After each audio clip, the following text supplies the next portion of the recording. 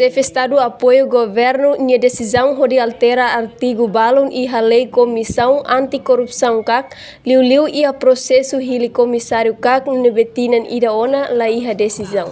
Chefe Estado explica a eleição do comissário CAC lá precisa halo difícil, não lá precisa quórum 2/3 da presença deputado Sira.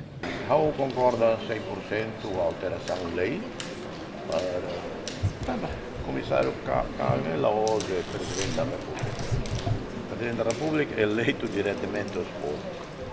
E a Raibalo e a Liu, Indonésia, Mosulu, Presidente eleito fosse Parlamento Lara, né? Com megawatt eleito não é mais do Parlamento Lara.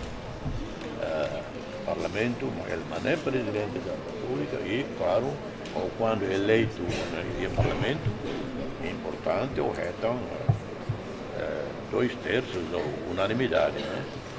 Agora, a eleição aqui tem que ter maioria de 2/3 aí.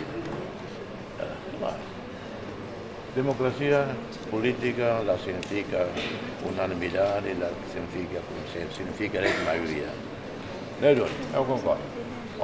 Lei, alteração, lei, maioria simples para ele, comissário.